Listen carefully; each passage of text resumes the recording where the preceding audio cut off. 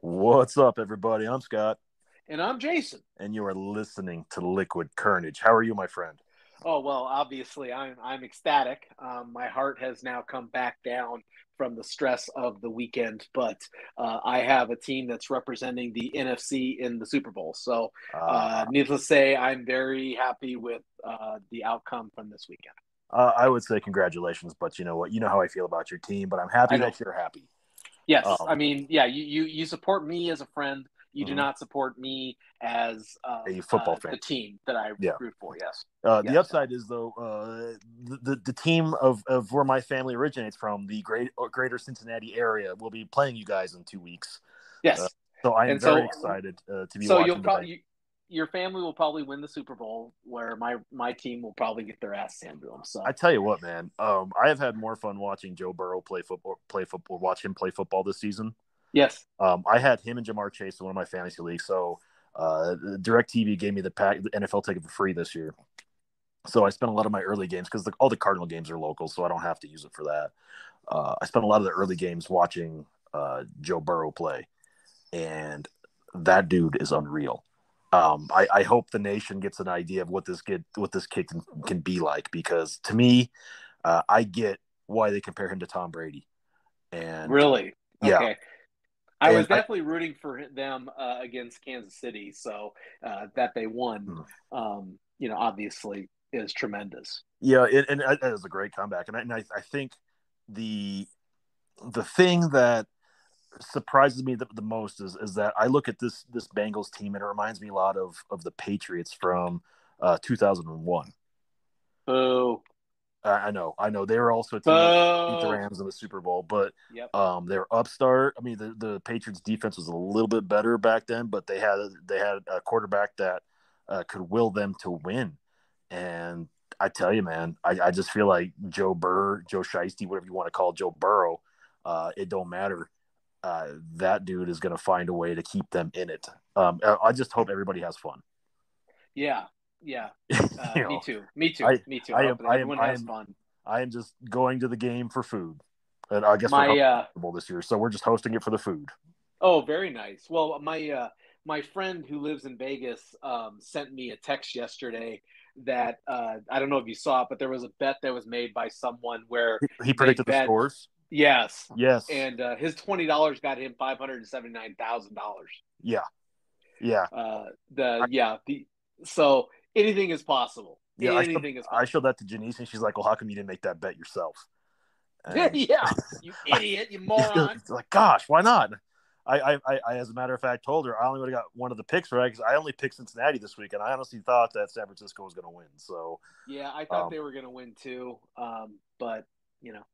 Hey, you're getting older though. You can't just you're more hesitant now. You're wiser. You got to be more careful. yeah, So I understand. You yeah, don't let's want to go. risk money. Yeah, I get it. I get it. That's how it is. It's how I cope with today's world. And as I prepare to embark on my 42nd trip around the sun, uh, I was talking to my parents last week, and I find it very interesting how they cope and how our family copes with difficult situations.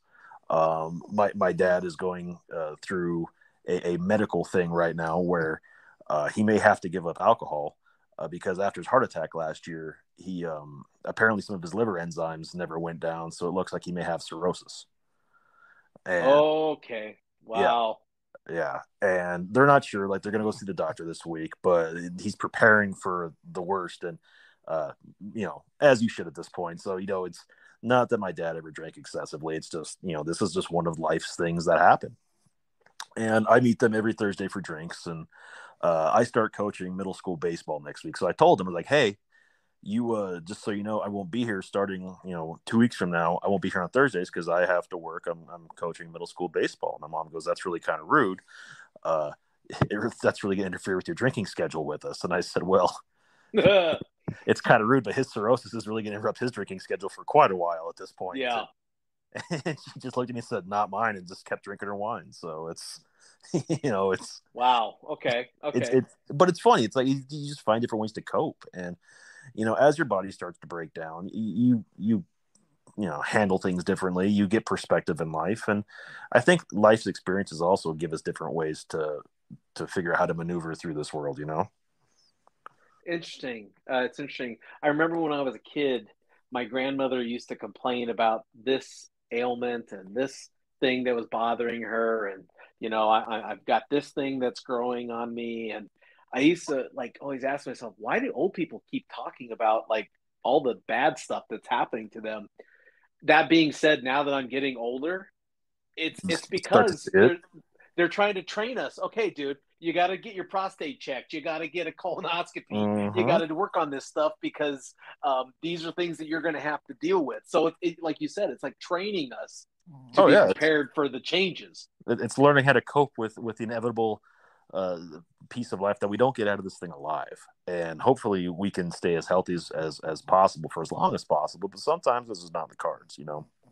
Well, and I think also that all of us when our youth, our bodies are in pretty good shape. Everything works pretty well for the most part. And as we get older, the things that we used to be able to do without even an issue, we can't do anymore. Oh, absolutely. I went golfing this weekend, and I'm not a very good golfer by any stretch, but normally I can go 18 holes, and I exercise a little bit. I mean, obviously I'm in a cart, but you're swinging a golf club and you're walking to a hole, and you're climbing into I had to climb into a sand trap a lot, so you're exercising. Hmm. Well, for whatever reason, this last time I went golfing and I got home, my body was complete aches in my legs, in my arms, my shoulders, my back, my knees.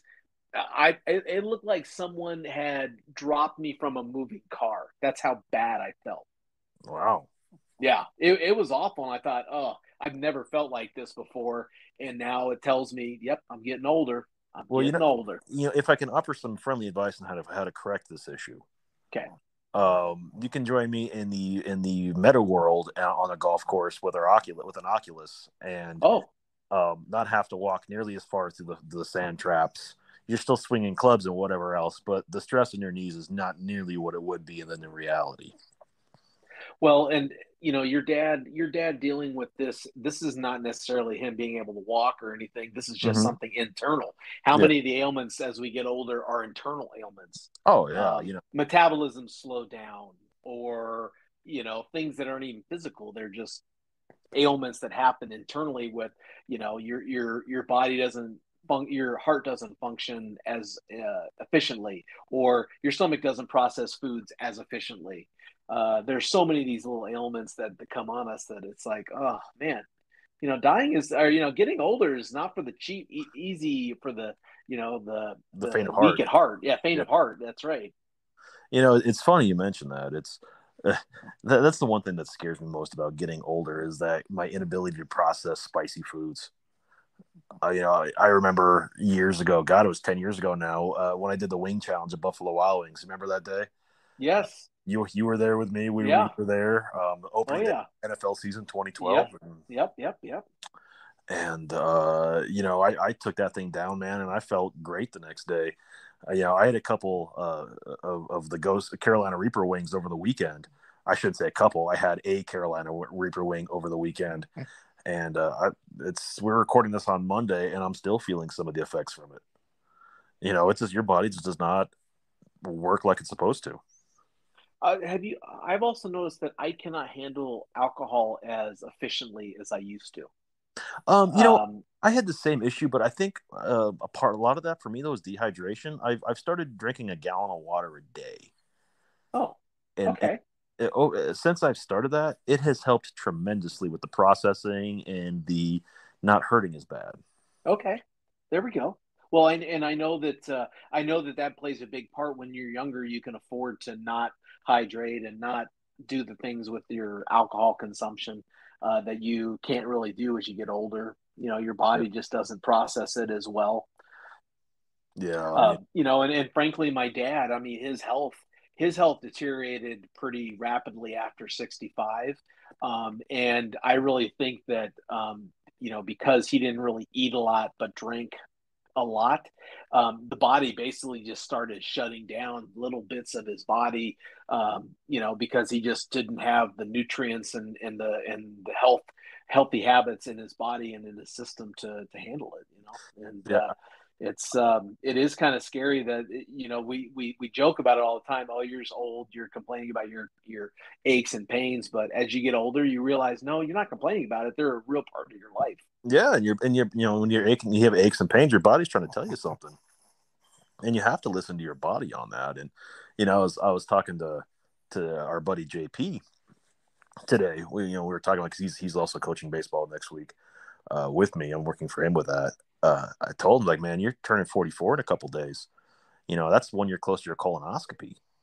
You don't have to say you're not looking forward to it, but come on, you have to admit, man, you're kind of looking forward to that little getting old, so you can have that little process of life to look forward to. Yeah, yeah. I get mine. I can get mine anytime, but you know, for me, they said if you had no previous symptoms or anything, you do it at age 50. Well, that's 50's rolling up pretty fast. I'm coming up on 6 months away, so. Yeah. So is that what Nerd's going to get you for your 50th birthday? Is an appointment to the GI doc? Oh, she's doing it through a GI doctor? No, no, no. She's doing it the home remedy kit. Oh, okay. Oh, Yeah, she's doing a home remedy kit on that. Yeah, I got it. I saw it's like a black leather thing or something with a big ball at the end. It was kind of a weird thing, but supposedly the camera works great. no, that's good. Did she Yeah, get it on eBay? Where's like, is there like yeah. a logo? No, it was a site. I didn't recognize the site. Had like a lot of X's on the site, and I Mm. didn't know what that meant. So I just Kisses. It meant a lot of kisses. oh kisses. Okay, there we go. Yeah, Perfect. Yeah, yeah. I'm yeah, sure that's exactly what it meant. Well, I hope that works out for you. And yeah. just whatever festivities you decide to do to spend your 50th. Hopefully that ends it. You don't lead off your 50th with that. Well, what do you think about the thought, though, that sometimes a person's ailments that they deal with, the mental state that they approach those ailments has a big impact on the recovery or the dealing with Oh, I think it's huge. the ailment? I think it's huge. I talked to a lot of people that have joint replacement, you Uh-huh. know, shoulders and whatever else, and they'll tell you all the time that the doctors leading up to that to the replacements will tell them, make sure you're exercising, make sure you're building up the muscles around it, because if you're exercising prior, it'll make the recovery that much smoother and a little bit quicker than if you weren't. Interesting. So if you have the proper mindset, you can honestly get through those life events a whole lot easier and with less holdback. And we've had friends that have dealt with cancer, Mm-hmm. and I'm always amazed that the ones that kind of have a positive outlook and just they're gonna to get through it and just do what needs to be done, and their outcomes usually are pretty good, right? I mean, they're pretty much they feel like, yeah, I'm gonna be in remission, or I'm gonna be able to treat it and fight through it, versus other friends where they get sick and then 2 months later they're gone. Well, I think you're right. I think it's mindset, because I think the body does believe when you tell yourself, when you manifest what's going to work, what's not going to work, your body tends to believe it and it reacts accordingly. There's a whole holistic side to health and medicine that the Western society has really kind of shut down and poo-pooed over the last couple centuries that seem to work for thousands of years in Eastern cultures. Okay. So I think that the power of the mind and the power of thought goes a long way when you're talking about something like that. Maybe not curing it, but at least helping to cope with it and get your body pointed in the right direction. Yeah, we had a friend who was dealing with a second round of cancer, and you could just tell that her mental attitude was so much different from the first time she got it to the second time. You could just tell that she was kind of, it is what it is, but not really excited to do the things that she needed to do. Yeah. She never left the hospital. She had a surgery and was in the hospital for about 4 or 5, passed away. And it was just mind boggling, because the first time, she was doing the right things and she had a good outlook and she knew that she was going to be temporary and she got through it. And then the second time it came back and her mental state was just not the same, and she passed away and never got over it. Yeah, man. Well, that's a big life-changing event to get it once, let alone to get it twice. And it takes a lot out of you. And I'm not sure how people, I guess it depends on the severity of the second go about that helps dictate the mindset too, Because what your dad's talking about, that could be a life changer. I mean, right? I mean, Yeah. that's going to be a pretty altering change to his his social and his current habits if he has to basically cut out alcohol. Yeah, I don't think it's a bad thing. Like he's cut it out for the majority beforehand. It's like he's never gone like cold turkey, but he's cut it down to like one or two a week, and that may be what they tell him is like you can have X amount per week, because this isn't caused because of alcohol. It's caused because of liver failure from the heart attack. So it just really depends what the doctors say, and I think that's kind of what they're looking at right now is just what's the prognosis first and foremost, and then once you talk to the doc, then you start figuring out from there. I mean, is this something you can live with, or what do you start looking at remedies for it, or what can happen? Sure. What are your thoughts if I bring up the whole concept of quality versus quantity? I think there's a lot to go with it. If with the quality of life versus the quantity of life, is there, then you got to make the most of it. It just depends what the prognosis is. So for you go for quality or quantity? Well, I like to think I'm probably right at the halfway point of my life. Uh-huh. Maybe a little prior, Maybe a little prior nowadays. I mean, yeah. What the medical advances in the next 40 years could be, you might gain 5 years, 10 years just because. Yeah, until they can put my conscience into an AI machine and I become immortal. Yes. Like Keanu Reeves. I just have That's to think. Right. I'm probably halfway there. It depends, man, because the quantity of life isn't worth it if you don't do anything with it. And you can have all the quantity you want, but if there's no quality to it, what's the fucking point? Yeah, I think the hard part I have is some of the things that will improve or increase the quantity of my life are things that I'm having a really tough time of letting go of. For example, drinking. Yeah. Drinking, even in the casual way that I drink, it does not help extend my life, right? That's not helping to extend my life because whatever is in alcohol is obviously not good for our bodies, our mind, our system. Yet the idea of saying, hey, you know what? You could gain 2 more years if you stop drinking cold turkey. And I like, ooh, do I want to give up for 2 more years? Maybe, maybe not. That's a tough one for me. So quality is not just. I mean, quality could also be, more than just. Well, do you want to be an invalid for an extra 3 years of your life? No, probably not. But hey, give up all the foods that you love and become kind of more holistic eater. Ugh. Yeah. To gain 3 more years, I don't know. I don't know. I guess that goes the mentality. We all got to die of something, and I'd rather go out on my terms than someone else's. And I work with someone whose husband passed on quadruple bypass surgery back in November because he has a massive blockage in his arteries, and he's 75 years old. Mm-hmm. He just thought, like, why am I going to risk a quadruple bypass when there's no guarantee I fully recover? There's no guarantee that it extends my life long enough to make it worthwhile. So he's opted to go the holistic route where he's gone, pescatarian for the most part, and adapted, and it's working a little bit. Like that blockage will never fully go away, but the heart's learning to, I guess, your arteries and veins, like it can learn to bypass some of those blockages. So that's apparently what's happening. So he's still in good health. It's just, he had to find a different way. And that was a big decision was, do you have the surgery or do you not? And he had a good point at 75 years old. Well, what do you do? What's that going to look like? Yeah. I mean, if you have a surgery and then you're in triage or treatment for 6 or 8 months, and yet you're only improving from a 10% unblockage to a 30% unblockage, that's a lot to go through. Yeah. To basically give yourself not a big improvement over that. Plus, full open heart surgery too. So yeah, that takes a lot out of your body and really shocks your system. And the the part that I think about is, quality can look like a lot of different things. Quality meaning I'd rather lose some of the quantity so that I don't have to go through a major surgery like that and the pain of doing that.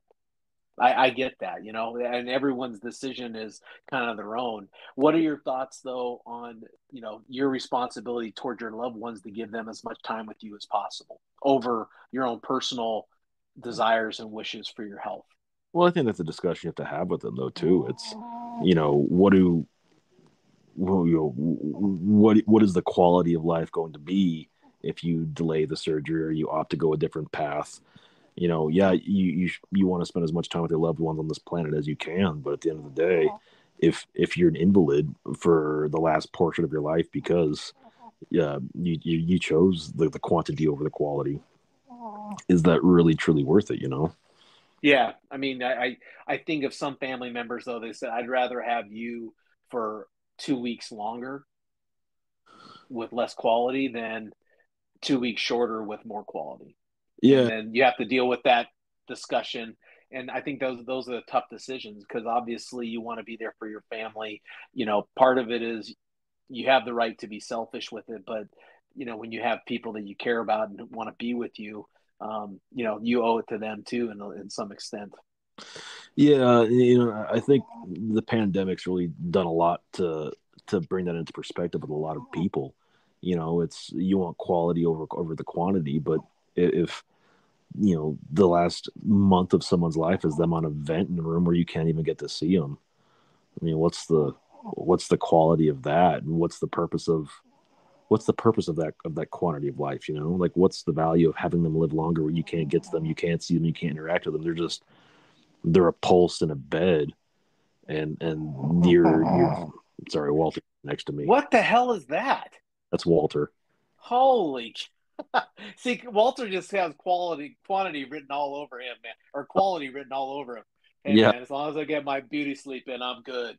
Oh yeah, he's right next, and he's making sure that during this whole episode. So before Tom even makes a comment, yeah, it's Walt. I know, and I'm not going to move him because it's the quality over the quantity of this one. I think it goes against, it's until you're in that situation on a health decision like that, it's really hard to assess what you would do in Yeah. that situation. Uh, you know, I know my father, for example. I know that he loved life, and I'm sure when he wasn't in a precarious health situation, his thought was, "Oh, I'd fight for life, I'd fight for life." Once he got into that position where he had to make that decision, I think that he just said, I know where I am at. I'm comfortable that I don't want to live a life that has me confined to a wheelchair or limited. And he made that conscious decision, but I don't think any of us truly have an idea until we're faced with that. Now, maybe our idea gets reaffirmed once we face that position, but I wish I could say, oh yeah, it's quality over quantity, but I don't know. Once I hit that precarious decision, maybe I would think totally differently. you know, Maybe I'd say, no, do anything you can to save me. it's one thing to say, do your loved ones want you here for a longer period of time, which obviously they do, but you have to think about at a certain point, what kind of burden are you going to be on them for this extension of time? Uh-huh. That is like, Yeah. what if you require 24/7 care? What if you require things that takes more time from them to take care of you than do what they love? So Yeah. I would say real catch-22 that you don't want to have to think about until you're in that situation, and that's the Yeah. unfortunate. We're getting to that age now where we have parents that are moving toward that Yeah. scenario, is that we have to start dealing with those real world problems and issues where it's one thing where I watched my dad take care of my grandparents as they got older, and it was because we were once removed, you don't know about the hard conversations and hard decisions. Yeah. Oh yeah. And but you can see the weight of those conversations on your parents at that point, and it rolls downhill. And it's a conversation Tom and I have had. primarily why I opted to stay in the area. It's one of us felt like we should look after our parents just in case. Yeah. And obviously he's in Colorado and I'm here and I've got no plans to leave. Janice's youngest is only 7, so it's another 11 years before we can go anywhere anyway. Right. But yeah, no, that's a good point. My decision is to be close and look after them as things start to get older or they start to get older and things start to get a little bit harder for them. Yeah, my mom is kind of in the same boat. She's in very good health, but she's also realizing that she's 78 this year, and at some point she lives by herself. So at some point it's going to be a decision that she's going to, she's already said, Jason, I'm probably going to have to move closer to you or, into something that's closer to you because, I'm going to need help. I'm going to need someone to kind of get me around because I'm not going to be able to drive anymore. So she's already started thinking about it, and she's in pretty good health. I mean, I think it's really tough when the family member is in the middle of a health issue. Yeah. And then trying to make decisions in a crisis mode versus, trying to make decisions that have already been planned out. So I don't know. I know for myself, that's Noreen and I, we have my mom's 78, her dad's 92 this year. And, people have asked us a few times, well, did you get the booster? Did you get the booster? And I said, I got the booster. I don't think I necessarily needed it per se, but I'm dealing with someone who's advanced age and I don't want to add one more health issue to their mix by, giving them COVID at that age. So, if I can do my little part to help with making sure that I don't get them sick or put them in a situation where I can't see them because I'm potentially sick, I did it, because I know my mom's going to need me at some point. Yeah, and that's the right way of looking at it. It's no one ever wants to plan these things when they're not feeling like they're going to have the health issues. It's something like I'll plan that tomorrow because I feel fine today. Unfortunately, that's not how this life works. Sometimes you have to plan these things in the moment when the situation is less than ideal.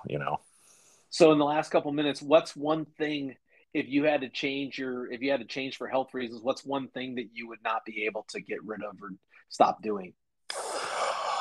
Man, I don't know. Probably caffeine. Oh, if you couldn't do caffeine anymore, oh man, that would be tough. Yeah, that'd be rough for me. What about you? If I couldn't eat popcorn anymore, that would be pretty bad. Yeah. That would be pretty bad. Now that's just, well, I used to have issues with eating popcorn. It would really tear up my digestion. So I have to eat popcorn limited anyways. But if they said, hey, you can't do popcorn anymore, that would be a tough one. That'd be I can see that. That's a big reason why I'm all right with the this baseball coaching thing, because I know, like, I'm a day drinker and it will take away from that for a few months, so it'll be good. It's almost like starting the pandemic over for me again, where I just didn't until I did. Yeah, one of the biggest things that I've come to terms with, or I'm starting to come to terms with, is I realize that part of my weight is solely based on the fact that some of the emotional enjoyment I get out of life is having a nice meal with nice cocktails, talking with nice friends. Mm-hmm. You know what I mean? I And so I realize that part of my weight is an emotional response to my eating. And one of the things that I love is having a nice meal with a nice drink with nice friends. If they said, hey, I can prolong your life 5 years, but you're going to have to give up that, it would be tough. It would be really tough. Yeah. I mean, what kind of 5 years is that, though? It's not a fun one. Well, how about this? Yeah, if I had to, I mean, it would not be as enjoyable, I guess, but luckily I don't have to face that yet. At some point, I might have to face it. So if you see me not drinking, not eating, I went for 5 more years. Okay. you chose poorly. I know, right? Well, as we wrap it all up today, if you have a choice like that you have to make, or you've had to make, thinking about making one, we want to hear about it. Hit us up on Facebook, Instagram, or Twitter, all at Liquid Carnage. If you have some sage life advice for our EP Tom, hit him up on Instagram and Twitter at liquid_EP. Yeah, good and topic.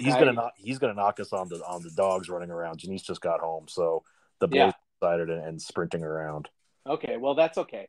No, it was a great topic though. I mean, really timely because it's as I'm getting older, I'm starting to you always think that old people, oh, I'll never be like that. I'll always be different than them. I mean, who could act like that? But I'm already starting to find it's like, no, it must be just life has a way of bringing those little jabs in because I'm starting to think and say things that it's like, oh my gosh, I sound like my grandmother. Yeah, well, you don't learn from turnips, so just keep That's that. right. That's right. Good point. Yeah. So that being said, Jason, take us home.